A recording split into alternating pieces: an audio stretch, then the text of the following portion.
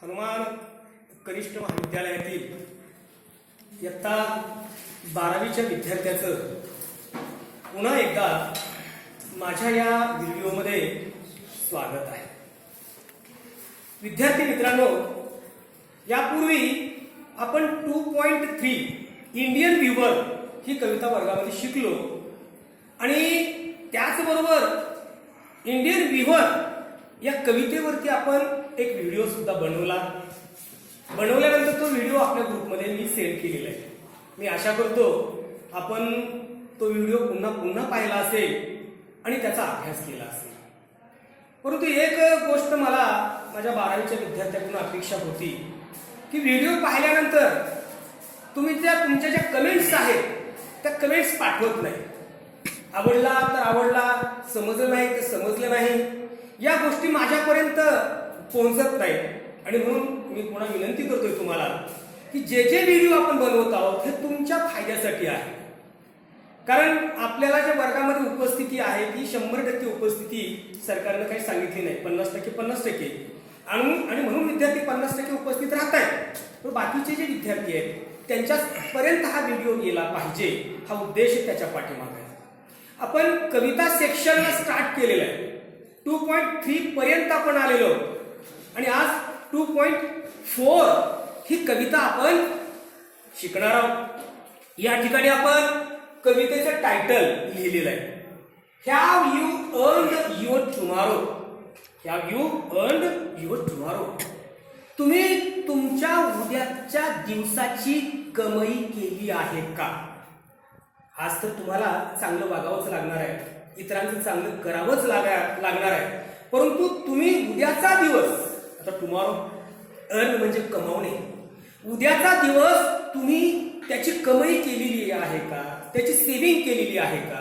त्याचा तुम्ही काय पूर्वतयारी करून ठेवली आहे का? अशा प्रकारचा कवितेचा मतितार्थ आहे. ही कविता लिहिली आहे एडगर गेस्ट यांनी. इथं आपण त्यांचं नाव लिहिलेलं आहे, एडगर गेस्ट. आता कवितेची सुरुवात करत असताना आपल्याला कुठली सुरुवात करायची झाली तर इंट्रोडक्शन पाहिजे. इंट्रोडक्शन म्हणजेच परिचय. आता नवीन एखादा मित्र तुम्हाला भेटला कॉलेजमध्ये, तुम्ही आता 12वी पास झाल्यानंतर समजा कुठं BA ला ऍडमिशन घेणार, वर्गामध्ये मित्र मैत्रिणी भेटतात, मग अगोदर काय करणार? Hello, how are you, what is your name, what is the name of your village. परिचय, तुमचं काय नाव आहे, तुम्ही कुठल्या गावचे आहात, how many percentage you have earned in your 12th standard. 12वीच्या वर्गामध्ये तुम्ही किती टक्के घेतले, वगैरे वगैरे वगैरे. असे थोडे प्रश्न विचारून आपल्याला काय करावं लागतं, परिचय करून घ्यावा. इथं काय करायला लागतं, तेच करायला लागतं. इंट्रोडक्शन म्हणजे परिचय. या कवितेमध्ये काय काय तुम्हाला शिकायचंय, ही कविता तुम्हाला काय काय शिकवणार आहे याचीच माहिती आपल्याला घ्यायची आहे. आता पहिलं बघा, आपण परिचय करून घेऊ लेखकाचा. Edgar guest is a British born American writer of newspaper and magazines. हेच लिहिलंय आपण. म्हणजे एडगर गेस्ट हे जन्माने ब्रिटिश आहेत, जन्माने ब्रिटिश असणारे आणि वर्तमानपत्र तसेच नियतकालिकामध्ये लेखन करणारे अमेरिकन लेखक आहेत. ही माहिती घेतली आपण. दुसरा मुद्दा असा आहे, ही इज नोन, इथे येणारे आपले उत्तर, he is known as people's poet for his simple style and optimistic tone of writing. दोन शब्द महत्वाचे आहेत. पीपल्स पोएट, त्यांची ओळख कशी आहे, ते लोकांचे कवी आहेत, ते जनकवी आहेत. म्हणजे आपल्यातलाच कुणीतरी माणूस त्या ठिकाणी लिहितोय, लेखन करतोय. काव्यलेखन असेल, बातम्याचं लेखन असेल, नियतकालिकामध्ये वेगवेगळ्या प्रकारचे लेख असतील, आपला माणूस आहे. का असं वाटतं? मुद्दा आहे तिथं बघा, for his simple style and optimistic tone of writing. म्हणजे त्यांची सहज आणि सोपी शैली आहे लेखनाची, सहज सोपी लेखनाची शैली आहे. आणि लेखनामधला आशावाद बघा, ऑप्टिमिस्टिक. ऑप्टिमिस्टिक याचा आता आशावादी. म्हणजे कुठलीही गोष्ट सांगत असताना ते आशावादी त्यांच्या लेखनाचा सूर आहे. आता मी आठवलं सांगतो तुम्हाला, एका कवीनच म्हटलेलं आहे की अर्धा ग्लास रिकामा आहे असं म्हणत जगायचंय का अर्धा ग्लास भरलेला आहे असं म्हणत जगायचंय. जगायचंय कसं हे तुम्हीच ठरवायचं. जगायचं कसं हे तुम्ही ठरवायचं. बघा, जे माणसं म्हणतील अर्धा ग्लास रिकामा आहे, बरोबर आहे, रिकामाच आहे तो, परंतु हा जो सूर आहे हा निराशावादी आहे. जे आशावादी असतात ते काय म्हणतात की अर्धा ग्लास हा भरलेला आहे असं म्हणणं याचा अर्थ असा आहे की आशावादी. तर या एडगर गेस्ट यांच्या सुद्धा लेखनाची शैली कशी आहे, ही ऑप्टिमिस्टिक आहे, हे आशावादी आहे. आणि याच्यामुळं एडगर गेस्ट हे जे लेखक आहेत हे आपल्याला जनकवी, आपल्यातलाच एक कवी, आपल्यातलाच एक माणूस आपल्याशी सुसंवाद साधतोय आणि काही चांगले सुविचार आमच्यामध्ये तो पेरण्याचा प्रयत्न करतोय असं आपल्याला वाटतं. ही कवितेचं नाव Have You Earned Your Tomorrow is an Inspirational Poem. तिथं पण आला एक शब्द इन्स्पायरेशनल पोयम. म्हणजे ही जी कविता आहे Have You Earned Your Tomorrow ही प्रेरणादायी कविता आहे. जे कोणी वाचक आहे, आता वाचक म्हणजे 12वीच्या विद्यार्थ्यांना ही कविता अभ्यासक्रमामध्ये ठेवली आहे. याचा अर्थच असा आहे की संपूर्ण महाराष्ट्रातल्या 12वीच्या विद्यार्थ्यांनी या कवितेतून प्रेरणा घेतली पाहिजे, या कवितेतून काहीतरी शिकलं पाहिजे, हा प्रयत्न या ठिकाणी करण्याचा केलेला आहे. त्याच्यानंतर बघा चौथं, इन दिस पोयम, या कवितेमध्ये in this poem the speaker is asking the readers whether they have done anything to improve the life of another. या कवितेमध्ये कवी वेगवेगळे प्रश्न विचारतोय तुम्हाला आणि विचारून तो तुम्हाला काय सांगतोय की तुम्ही इतरांच्या जीवनामध्ये काही सुधारणा करण्याकरिता प्रयत्न केलेत का. माणूस स्वतःसाठी जगतो, स्वतःला इम्प्रूव्ह करण्याचा प्रयत्न करतो, ते त्याचा धर्मच आहे. परंतु इतरांसाठी काही तुम्ही करत आहात का, त्यांच्या जीवनामध्ये काहीतरी बदल घडवून आणण्याचा प्रयत्न करत आहात का, त्यांना ज्या वेळी अडचण आली त्यावेळी त्यांच्या मदतीसाठी तुम्ही धावून गेलात का, म्हणजे तुम्ही उद्याचा दिवस कमाई केली का. आपण म्हणतो ना मानवाचं जीवन, आता आपण बघतोय की कुठलाही मानव हा स्वावलंबी नाही, कुठलाही माणूस स्वावलंबी नाही, कुठलाही समाज स्वावलंबी नाही, कुठलाही देश स्वावलंबी नाही. एकमेकावर आपण अवलंबून आहोत.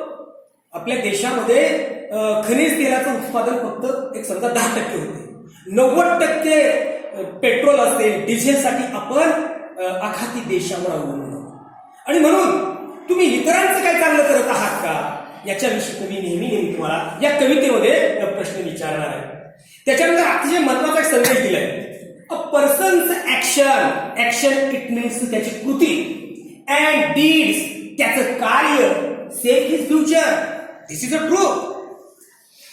जैसी करनी वैसी भरनी, जैसा कर्म करोगे वैसा फल देगा भगवान. ये है गीता का ज्ञान. म्हणजे तुमचे जे कर्म आहेत त्या कर्मामुळं, तुमच्या कृत्यामुळं तुमचं जे फ्युचर आहे, फ्युचर म्हणजे तुमचं भविष्य, त्याला काय मिळत असतो, शेप मिळत असतो. लहानपणापासून जर तुम्ही चांगल्या, हुशार, बुद्धिमान विद्यार्थ्याच्या सोबतीत जर राहिलात तर तुम्ही सुद्धा भविष्यामध्ये चांगले, हुशार, बुद्धिमान विद्यार्थी घडू शकता किंवा व्यक्ती घडू शकता. शेप जर लहानपणापासूनच 5वी-6वीच्या विद्यार्थ्यामध्ये एक मित्र आहे तुमचा की जो 5वी पासून त्याला पेन्सिल चोरायची सवय आहे, त्याचं पुस्तक चोरायची सवय आहे, तुम्हाला पण तशी सवय लागते आणि भविष्यामध्ये तो तर चोर होतो, तुम्हाला डाकू बनवून जातो. तुमच्या फ्युचरचा शेप जे घडणं आहे ना, तुमची जी ऍक्शन आहे, तुमची कृती काय आहे, तुमचे कर्म काय आहे, याच्यावर तुमचं जे फ्युचर असतं याला काय होत असतं, शेप मिळत असतो. आणि म्हणून असं म्हटलं जातंय you are the architecture of your career. Architecture, शिल्पकार, तुम्हीच तुमच्या भाग्याचे शिल्पकार आहात. तुमचे शिक्षक मार्गदर्शक आहेत. फक्त तुम्हाला काय, तुमचे आई वडील मार्गदर्शक आहेत. बाबा रे तू या मार्गाने जा, तिथं तुझं यश दडलेलं आहे, तिथं तुझी मंजिल आहे. हे आम्ही वाटाड्या प्रत्यक्षामध्ये प्रश्न कसा लिहायचा आहे आजचीच गोष्ट मी तुम्हाला सांगितली, बहुतेक ती सांगणार होतो मी. म्हणजे मुद्दे जे तुम्ही प्रश्न जे सोडवला तो कसा सोडवायला पाहिजे होता तेच लिहिले तुम्ही, परंतु निबंध वजा लिहिले त्याला फक्त 3 मार्क मिळतात. 5 मार्काचा प्रश्न आहे, एक मुद्दा टाका, मस्त लिहा, ते सांगणारच होतो मी, त्याच्यावर नंतर चर्चा करू. म्हणजे सांगायचं तात्पर्य असं आहे की कुणीच तुमच्या जीवनाचे शिल्पकार नाही. तुम्हाला आम्ही सांगणार प्रश्नाचं उत्तर असं लिहा, तुम्हाला आम्ही असं सांगणार दुनिया झुकती है उसे झुकाने वाला चाहिए, दुनिया झुकती है उसे झुकाने वाले चाहिए, मार्क्स भी अच्छे मिलते हैं दोस्तों लेकिन उसे छीन के लिए लेना चाहिए, छीन के लिए लेना चाहिए उसको.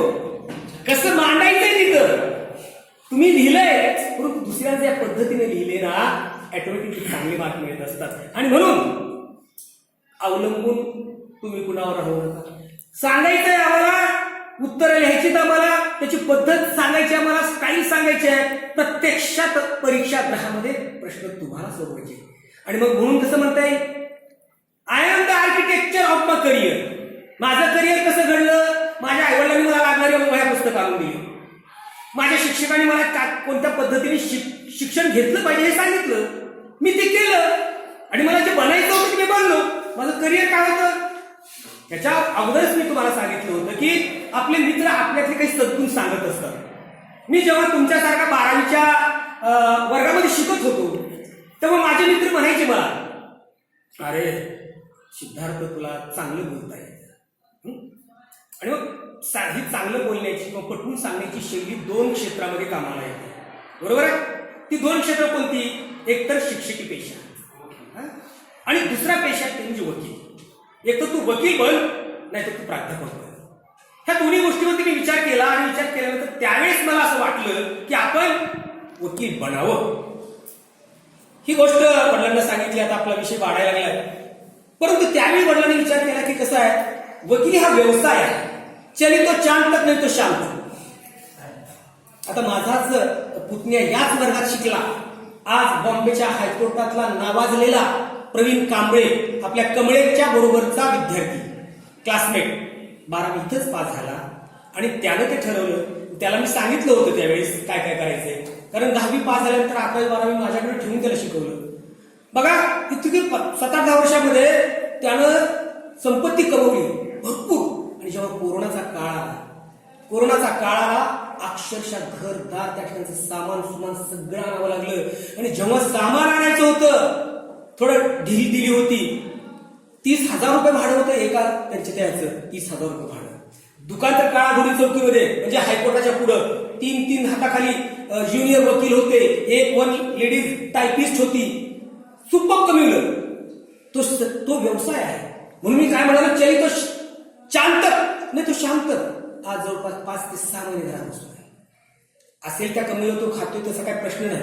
परंतु हे कदाचित माझ्या वडिलांनी हेरलं असावं आणि ते कारण आले, अगोदर MA कर, वकील बनायचंय तुला ना, कारण BA झालं तर काय करायचं असतं, LLB करायचं असतं.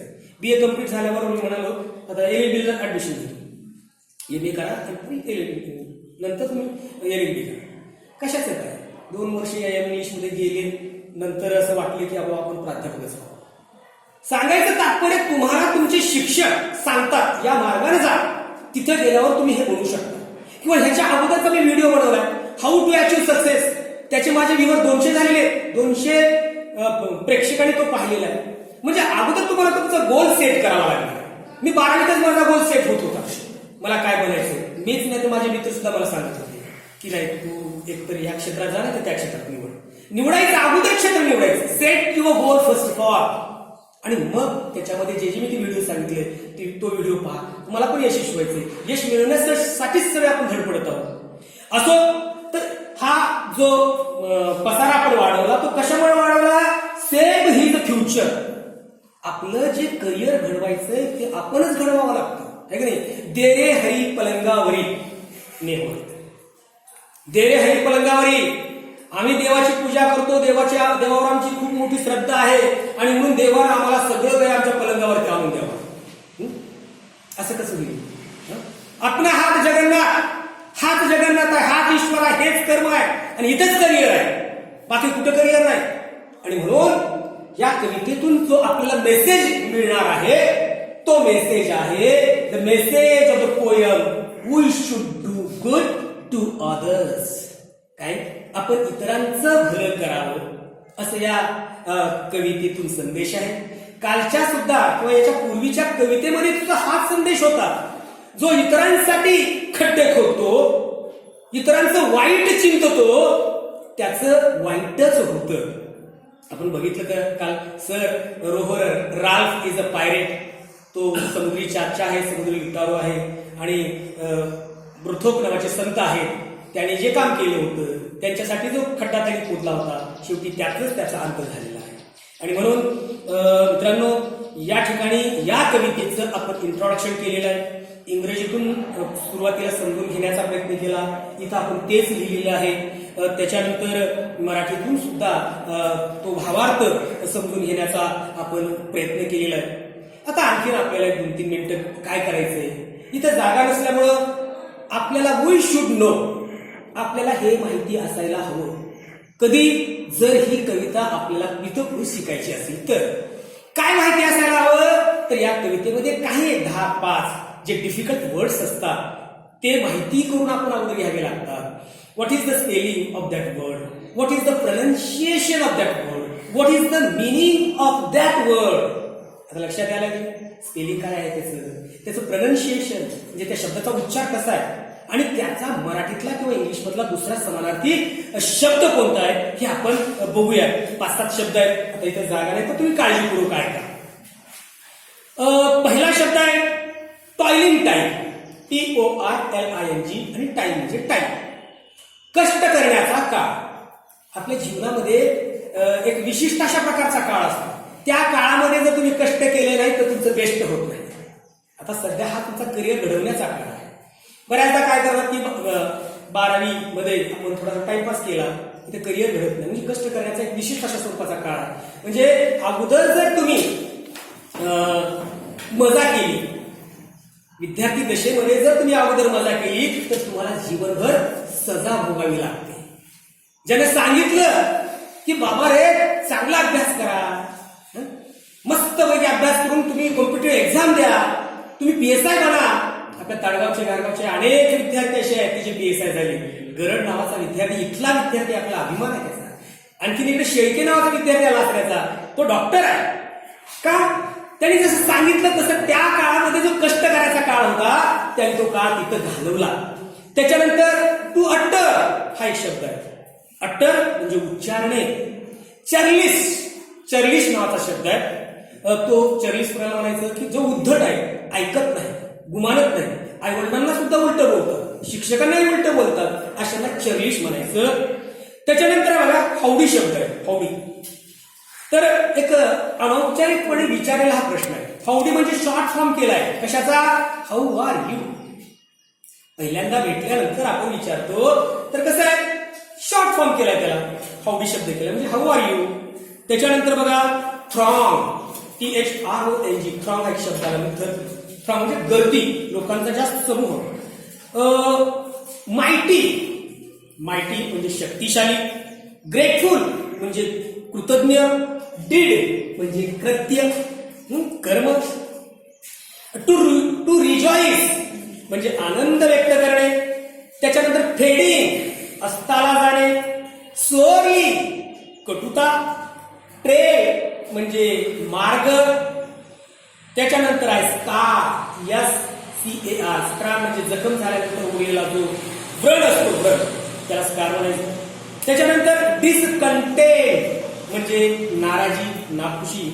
आणि शेवटचा शब्द आहे इन स्लंबर म्हणजे झोपे. हे 7-8 शब्द तुम्हाला 10-15 मिनिटं जर वेळ तुम्ही दिला तर डेफिनेटली हे शब्द तुम्हाला पाठ होतील. शब्द पाठ करण्याची पद्धत तोंडी करूच नका. एक शब्द घ्यायचा, त्याला 10-5 वेळा लिहून काढायचा. आडवा लिहायचा, आडवा. बऱ्याच जणी 8वी-9वीच्या विद्यार्थ्यांना सांगितल्यानंतर ते काय करतात, समजा गुड शब्द पाठ करायचा, ते काय करतात, अगोदर spelling good good good good, पुन्हा मराठीत उच्चार गुड गुड गुड गुड, पुन्हा चांगला चांगला चांगला नाही. जेवण करत असताना आपण भाकर अगोदर खातो, भाजी नंतर घालतोय, भाकरीच्या सोबत भाजी लावून खातो तर ती पचते. वरण खूप चांगलं झालंय, टाकली भाकरी तिकडं, घेतलं बघून बदा बदा बदा बदा जमते का? नाही. बरोबर पाठ करायचं वन वन वन लाईन मध्ये. जी चवाली गुड गुड म्हणजे चांगला, गुड म्हणजे चांगला, गुड म्हणजे चांगला, तर फायदा. नाहीतर अशी ही मेहनत केली तुम्ही वाया गेली, काही फायदा होत नाही. आणि म्हणून ज्या विद्यार्थ्याकडे जास्त व्होकॅब्युलरी आहे, शब्दांचं ज्ञान आहे, तोच विद्यार्थी इंग्रजीमध्ये चांगल्या प्रकारचे मार्क मिळवू शकतो. मी अनेकदा तुम्हाला माझं उदाहरण दिलं. मी 12वीला जेव्हा आलो तेव्हा एका दिवसात मी 80 शब्द पाठवले, 80 वर्ड्स प्रोनाउन्सिएशन सहित. आणि मग आम्ही असा एक मित्र माझा आहे, तो शिक्षक आहे, दोघांमध्ये आम्ही चढावत लावले. 80 शब्द घ्यायचे लिहून सेम टू सेम. दुसऱ्या दिवशी काय करायचं, फक्त उच्चार घ्यायचे, त्यानं माझे त्याने एकमेकाला पेपर द्यायचा. राहिलं काय काम आमचं, स्पेलिंग लिहिलं, अर्थ लिहिलं, स्पेलिंग लिहिलं. याच्यामध्ये 4-5 मार्क शब्द आमचे चुकायचे, एका शब्दाला 5 पैसे दंड. आम्ही ठेवला आमच्या दोघातच.